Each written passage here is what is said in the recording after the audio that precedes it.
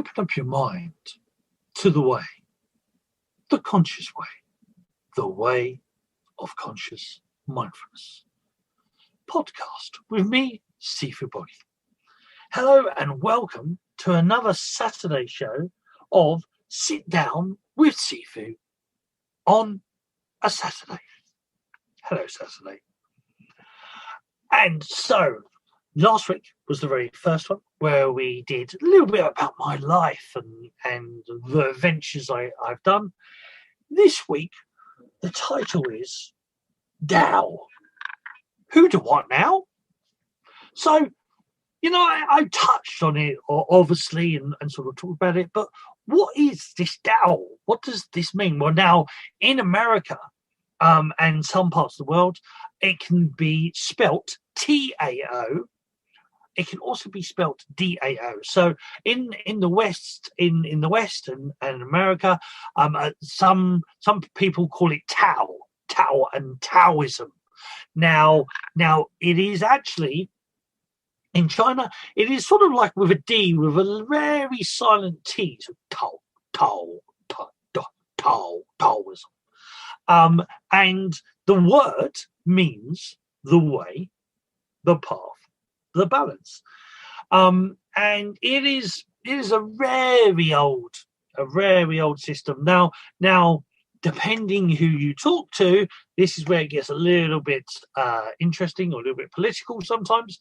That for a lot of people, it's just before, it was around, just a few hundred years AD, where Lao Tzu, or Lao Tzu's, some people do say, but Lao Tzu wrote the Tao Te Ching. And the Tao Te Ching was, in essence, the Daoist scriptures, the Daoist philosophy. Now, it actually spans a lot further back than that. There was actually a lot of talk, again, depending who you talk to it being from a couple of thousand years before before Christ, to some people say over 10,000 years ago, Taoism was around. It all depends who you talk to. There are certain people that actually have information, or there are certain things that say it's a lot older than we believe. And in Taoism, there are many different ways, there are many different paths. Now, the path I very much follow is the living Tao. So the living Tao is very much about day-to-day stuff. It's very much about doing it, being it. Now, in the West, the Daoist philosophy, now Daoist can also be seen as a religion. Now, this is where it gets a little bit interesting, because religion comes from the Latin word religio, which means bond with the supreme being. So there's a something else outside, a being that you're connected to. So religion is connection to that being. Now, Taoism and Buddhism actually believe in omnipresence. They believe everything is Buddha, or everything is the Tao. Everything is one. Everything is collective consciousness. And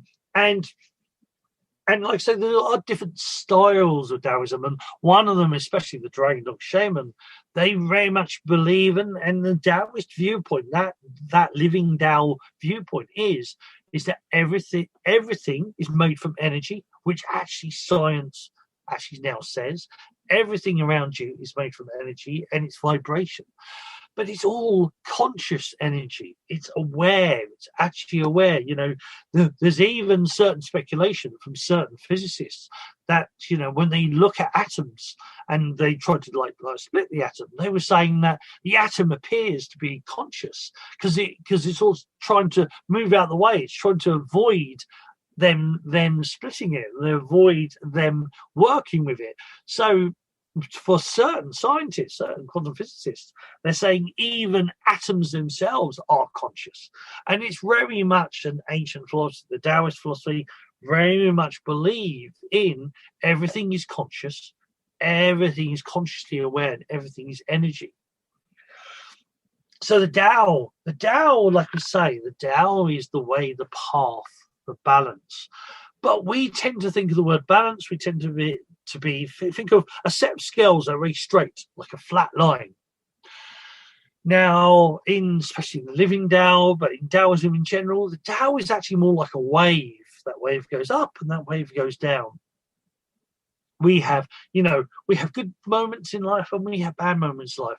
And they're not actually good or bad. They're actually all part of the same wave. They're either the peaks or the troughs, the ups and the downs, the yin and the yang, which is the yin-yang symbol, some people call it, but it's actually the Tai Chi symbol. When that is balanced and it's flowing, it's called Tai Chi. So for the audio, the Tai Chi symbol, the yin-yang symbol, is this circle, and it sort of almost looks like two little like fish of sorts, one head and a sort of tail disappearing off, or like a slightly bent teardrop shape. One of them is black, one of them is white, and each one has the opposite dot inside. So there's a black dot in the white one, and there's a white dot in the black one. And now some people call this yin-yang, but yin-yang actually means opposing, like the Piscean energies, opposing opposites, where Tai Chi is flowing. It's like two friends, or even like lovers, it's about that intertwining energy that balances. You think of a day, it doesn't go from dark, boom, and suddenly it's daytime. You actually have a dawn and you have a dusk. So, things fade, the light fades in and then it fades out. And same with the seasons. They don't tend to instantly happen. They sort of phase in and phase out to a certain degree. And so this thing of this yin-yang symbol, or Tai Chi, as I will always call it, the Tai Chi symbol is everything is flowing. Everything's flowing from yin into yang. Now, there's a big long list of what yin is, can be considered. There's a big long list of what yang is, can be considered. Yin can be dark, it can be feminine, it can be contracting, it can be cooling, where yang can be expanding, it can be light, it can be masculine, it can be drying. But like I say, there's a whole list, and don't get too confused or don't get too hooked up on that list of yin and yang, because they actually intertwine and they sort of interconnect. Because, like, men are seen as masculine to a degree, but you have men who can be very emotional, and very loving and nurturing, which are more yin qualities. And you can have women who are very like sporty and very action and getting things done, which is more of a masculine style qualities. So yin and yang are interchangeable. They're, you should actually find the yin in the yang and the yang in the yin. And this becomes part of the Tao. It's finding your way. It's finding the balance. And even within that yin and yang, there's actually a third, is the sacred child, that play, that innocence, that nurturing. So, you have your nurturing qualities, which is more-ish, feminine. You have your action qualities, starting things, tends to be more of a yang thing, tends to be more of a masculine thing, but keeping it going tends to be more of a yin thing, a feminine thing. And like I say, I'm not saying that, that about men and women. I'm actually talking as these energies, as qualities. And then the sacred child, the inner child, is that play, and is that finding awe in everything. Now, in Taoism, they believe in balancing the yin and the yang, in balancing the light and the dark, balancing the feminine and the masculine. Within you, everything has it. I will always say that the yin, the yang, the sacred child, these are in woman, man, banana, and goat. You will find these energies in everyone and everything. They're not seen as separate. We try to separate them, but the truth is that these energies exist in everywhere and everyone and everything. So the Tao is about riding these waves of the yin and the yang, riding these waves of the up and the down, riding these waves of action and non-action, and trying to do it in a way that adds the sacred child, the play, the wonder of the world. And so it becomes a balance. So instead of these really big waves, you actually want to make little ripples. So again, it's not this flat line, it's always moving, it's always flowing and turning, but it's working in a certain way, it's moving in a certain way. So the Tao is very much about finding your personal path. The Taoist thing isn't about the Tao for everyone. It's about individual Taoism. So Taoism is an individual thing. This is why there are many Taoist skills. So there's Qigong, there's Tai Chi, there is reflexology, there is acupressure, there is Tui Na, which is a form of massage, there's Theta, which is a form of like osteopath or chiropractic, bone setting. There is 5-element cooking, there is philosophy, there is music. They're all part of the Tao. They are all part. There is a Tao for everything. There is a way, a balance, a path for every skill that exists. Just like I say, there's a Qigong for that. So there is many different Taos. And your goal is to find your personal path and find your personal way. And if you're fine, if you have your personal way of doing everything you do, and you're flowing through your day to day and going on your adventure, whether that's traveling around the world or your adventure in one place, that is very Taoist. That is. And you'll hear me saying on the Monday shows, the Way of Conscious Mindfulness show, and the other shows, you're a Taoist. Because it's about this path, it's about this balance. It's not like saying necessarily the Tao meaning one certain thing, because Lao Tzu would actually say the Tao that can be named is not the true Tao. And that means that, when you try to pinpoint something, you're this, you're restricting what you can be. If you say, I'm a baker, you're restricting all your other options, all your other abilities. I am this or that or the other. So the Tao tends to be flowing, tends to adapt. For example, like I say, I've been a baker, I've been a close protection officer, I do massage, I've ice skater and roller skater. I was also a chef as well as a baker. So I've done many different skills. And for me, that's adapting, that's flowing with your Tao. So it's a philosophical thing, it is a physical thing, it's a spiritual thing. Now, part of this Taoist viewpoint is what they call the 3 M's, which is martial, medical, and meditational. So again, and we don't necessarily see this in the West, but everything you do can have a martial or fitness point of view, can have a medical or self-healing point of view, and can have a meditational or spiritual point of view. And, I often hear people say, but what do you mean? What do you mean, Boggie? That doesn't make sense. It's like, okay, let's take one, shall we? So let's say food. I like food. It's probably why I almost look like Kung Fu Panda. I love food, and I used to be a chef and a baker, as I've said.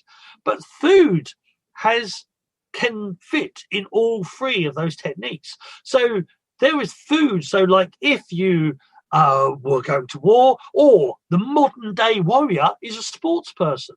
So a person who practices sports. So there are certain foods that will help you build up your stamina. There are certain foods that will help you, maintain your focus. Can also help you repair from injury, which are sort of going into those other two M's as well. But so food, can help you on the physical sense. It can help you get fit. It can help you maintain that physical fitness. Now, healing, so on the medical side or the healing side, food is a natural medicine. Now, obviously, a lot of people nowadays think medicine is herbal or it is pharmaceutical, but food was always medicine. In actual fact, in China, there are actually 5-element chefs, and there are certain restaurants you can go to. You go to the restaurant, and there will be a doctor, a Daoist, a 5-element doctor at the front, and he'll take your pulse, he'll look at your tongue, he may ask a few questions, and he'll write you a prescription. And that prescription will go to the chef, and the chef will create, seeing what energies that you're lacking, seeing what things are out of balance within your body. He will create a dish for you, purely for what you need to help start to rebalance your energy. So the biggest thing with Taoism is about balance. It's not about, it's about fixing, it's about maintaining that balance. So if you're out of balance, and the Taoist philosophy, if you're ill, why are you ill? Simple, because you're out of balance. Because and both the DragonDog and the Barefoot Doctors, which are styles of Taoists, would say, is that your energy is blocked, your qi is blocked. So you need to unblock your qi. Unblock your qi, and you'll be fine again. You'll come back to that balance of health. So food can be that medicine, and like I said, but it's also used, like say in sports. You eat certain foods will actually build up your energy and help you perform better and even focus better, where certain foods don't. And so the Tao of food, knowing what foods help you, that's the most important thing. It's not about everybody, it's about you, because there are different foods that will enhance you, which may not enhance somebody else. So it's learning, yes, there are certain foods that are more better for you than others, but it's also about learning your personal way, your personal Tao. Now, also, food can also then do the other end, which is meditation, spirituality. There are certain foods that will help you open up your awareness, that can help activate your body. Now, not a lot of people know is that actually inside your brain produces the pineal gland. Your brain produces DMT, dimethyltryptamine, which allows you to actually see visions. It allows you to dream. Your dreams are you actually, in essence, tripping. The dreams are you. That's the DMT allowing you to dream.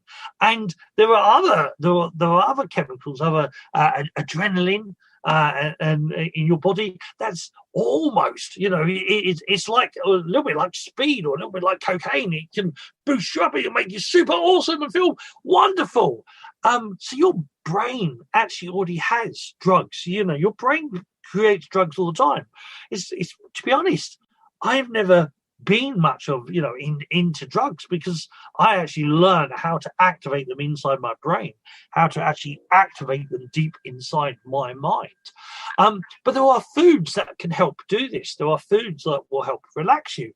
There are foods that will help empower you and supercharge you. There are foods that will help you along your spiritual journey, along your spiritual path. So the point is that food has 3 M's. It's medical, it's martial, it's meditational. The same with music. Now, music's probably an easier one sometimes for people to see, is that music. So fitness, we tend to like to do fitness to music. In the ancient times, in war, they would, bang the drums. They would play certain music to rile up the troops to go off to battle. Music, in another form, can be very meditative and can be used to waken up your consciousness and allow you to see things and activate stuff. And also music is very relaxing, which is healing. So Taoistically, everything has the 3 M's. Everything can be martial, medical, and meditational. Everything can be adapted. So very much the Taoist way is this way of finding its path, its balance, finding, if you need it on a healing side, finding the healing way. If you need it on a spiritual side, you find the spiritual way. If you need it on a physical, so fitness or martial side, you can find that way. And every technique can be used in that way. Some obviously are more medical or healing, some are more spiritual, some are more martial or fitness, obviously, but everything has a Tao, everything has a personal way. So the whole point of Taoism is that they created these different systems, these different techniques to help you in different ways. And there is a Tao for everything. There's a Tao for eating, there's a Tao for sleeping, there is a Tao for sex, for making love, there is a Tao for play, there's a Tao for work. Everything has its own Tao, and those Taos, those different techniques that will help you do those things in different ways. So with Taoism, especially the Taoism, for me, everything is about expanding my consciousness, learning more stuff. And it's the interesting thing, a little bit like opposing opposites. We talk about right and wrong, it's this and that. Taoism, there is no right or wrong, there just is. That, that even some of the most terrible things in the world that have happened have led to certain opportunities happening, has led to certain things. So, we've all had our own personal traumas. We've all had our own past things. But if you've survived them, if you're here today, then those past traumas, those things that you at one stage thought were bad and terrible, have actually helped you grow into a more enlightened being, have helped you, you have gone through them, you've managed to find a way to survive them, you've found your own personal Tao to get through them. And so, yes, they were a trauma in one aspect, but they're also a Sifu, a guide, a muse, a finger pointing you along the way. So the whole idea in Taoism is that everything helps you grow, everything helps you flow, or it doesn't. And when it doesn't, find its Tao, find a way to change that. It is when there's a great Daoist saying is that, life is full of ups and downs. When you're in the up, enjoy that moment, appreciate, enjoy it. There's a Christian saying that says, live every day as if it was your last. So when you're in that moment, enjoy that energy, appreciate things, enjoy that high. Because there will be times when you're not in it and you have that memory to look back at, but also you have that memory to go, it happened once, it'll happen again. So when you are in those lows, if you focus on those lows, you'll keep them going. You can exaggerate them, but you have those memories of the past ups to look on. And actually in Taoism, let me say, when you're in a low, look up. Like, when you're stressed and worried or panicked or angry and frustrated, in Taoism, they very much say about looking up. It allows that, and it allows the blood to actually be drained from your head. In our forehead, we have 60 to 90,000 thoughts every single day. Now, in Taoism, we would actually call this the monkey mind or ego. That's where you're where you are, worrying about this or panicking around that, or what are people thinking, and all this. This is very much the monkey mind, very much the ego. Again, we'll talk about that in another podcast. But the idea is, so by looking upwards, you can actually drain some of the fluid out. You can actually draw your awareness out of the forebrain back more to the center and allow yourself more time to think and more time to perceive stuff. So very much of the Tao is like, when you're in that low, look up. Allow yourself to realize that you could, where there's a down, there's always an up. And in Taoism as well, they do have a thing of, you should focus on positivity. You should focus on love and light and happiness. But if you're angry, if you're stressed, if you're upset, then allow yourself time to be in that moment. Allow yourself to think, okay, for the next 30 seconds, for the next 5 minutes, for the next day, whatever you decide, I will live in this energy. I will live in this feeling. But then, once that time's gone, I will move on. I will let it go. I will flow forwards. And there are little sayings, little Daoist sayings, and one of them is, and I will use it for anger, but you could use it, say, for sadness, for frustration, jealousy. You could use it for any of these, or actually I'll use it for worry, because worry is one of the most prominent ones. A lot of people, especially at the moment, are very anxious and stressed about things. And there's a whole little set of sayings, and like I say, you can use different words or different emotions depending on what you're thinking about right now. So there is, why worry? Why worry about the past? It's already happened. Why worry about the future? It hasn't happened yet. If you're worrying about something you can do something about, don't worry about it. Do what you've got to do. If you're worrying about something that you have no control over whatsoever, why worry? There's nothing you can do. Worry, or anger, or stress, whatever it is, worry leads to anxiety and tension in the body. The tension builds up, and the worry leads to anxiety and stress. That stress builds up into tension in the body, and when the body starts to tense, eventually that tension leads to illness, and eventually that illness will lead to death. So why worry? It will kill you. So the whole idea is that, if you're worrying about something in the past, there's nothing you can do about it. Focusing on that past, or what you can do is find a way to learn from it, is to make that past your Sifu and learn and guide from it. And if you're worrying about something in the future, it's like, well, if this happens, I'll do this. If that happens, I'll do that. And if that happens, I'll do that. Right, now there's no need to worry. Or when it happens, I'll figure out what I need to do. And don't focus on that worry. And then know that worry, and this goes into a thing called epigenetics, and with Bruce Lipton and Joe Dispenza, especially these doctors, are very much about epigenetics. Is how you feel in your environment, your physical body, will actually affect how your body works. It will affect your immune system, it will affect your health, it will affect your well-being. So that worry, anxiety, anger, frustration, that turns into stress in the body, turns to anxiety and stress in the body. That stress then affects the muscles in your body and affects your body itself. It starts to tense the body up.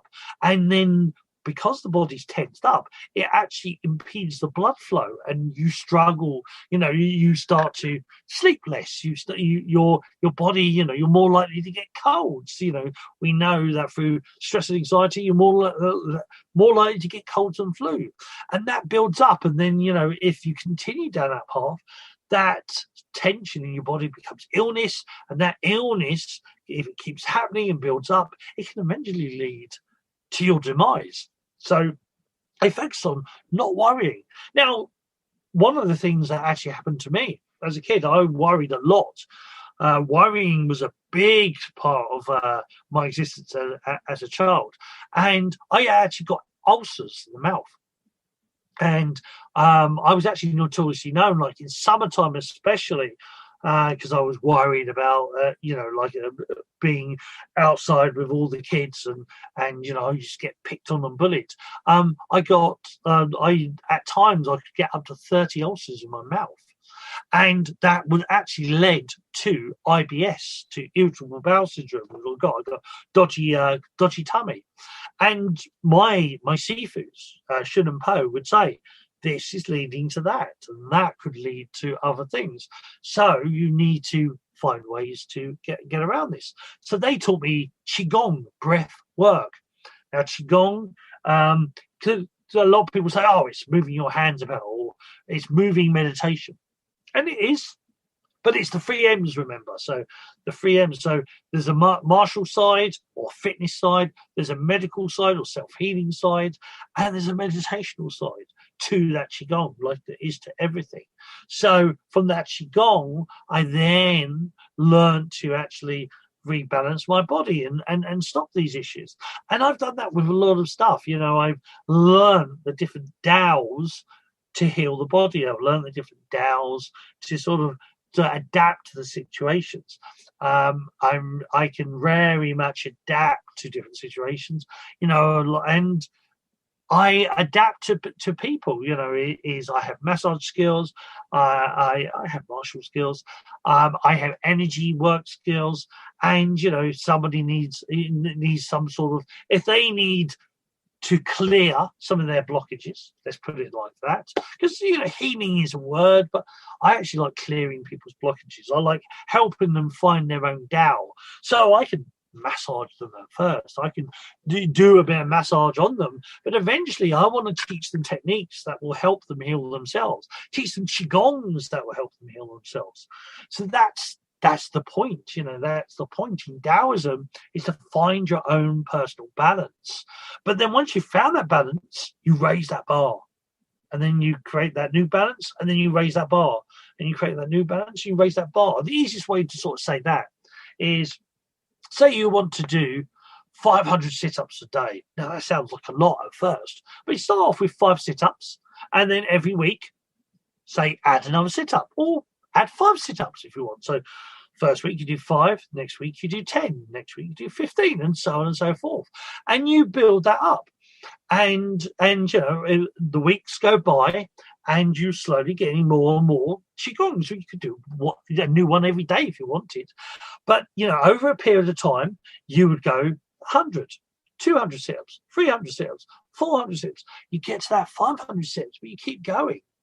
And in Taoism, your idea is actually you can push yourself. At a push, you could do 800, 900 sit-ups, but easily you could do 500 sit-ups. So you've created that balance where you want to be. Your goal, you create as your middle ground, your balance. So you always push beyond your goal. You always go a little bit further, but you slowly raise that bar. So your middle goal, whatever your goal is, that goal becomes the easy bit, and you can actually go beyond that. But it's through daily practice, regular practice. The Tao very much focused on a thing called the water technique, the water way. And that is very much drip, drip, drip, a little bit each day, growing and building. So I'm always learning something new. I'm always building up that information, building up the physical side, the emotional side, the spiritual side, the masculine or the yang, the feminine or the yin. Remember, their energy is they're not actually female or actually male, their qualities or energies, the child, the sacred child. These are also called, another thing we'll talk in the future, the Qi, the Jing, and the Shen, the physical vitality, the emotional vitality, and the spiritual vitality. But the Tao is always about that balance. It's always about finding your personal Tao, your personal balance, your personal way, and then building it up and building it up and building it up, because there is no limit to your potential. We think there is. We sort of put that in our heads. Oh, you can only get so far. But if you do a little bit every day, you can always go further. You can always grow more.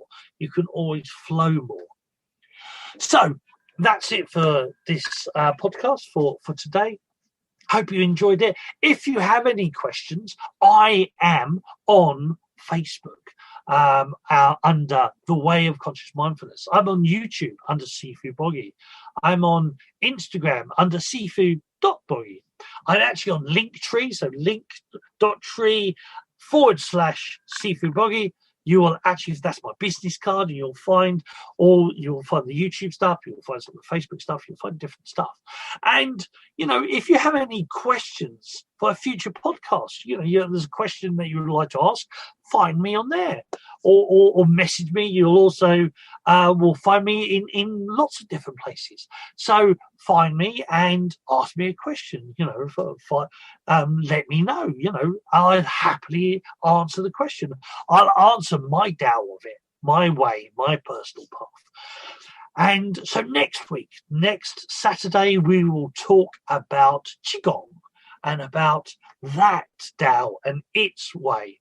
And then we'll hopefully, or very soon, we'll also have some special guests who will ask me particular questions of certain things they want to know about and certain things they want to sort of explore in another way. So until then, take care and bye for now. And, if you're interested in learning Qigong, learning DragonDog Reiki, learning more about Tao, the way, the path, the balance, learning of what I do and on the Shundao school, then again, like I say, message me on Facebook, The Way of Conscious Mindfulness, on YouTube, on Sifu Boggie, on Instagram, Sifu.Boggie, on TikTok. I am also there too. Also there too. So if you're interested in these, find me in those. And that's it for now. So take care. And that is the end of this episode of Sit Down with Sifu on a Saturday. Until next time, love, chi, and Shen, Sifu Boggie.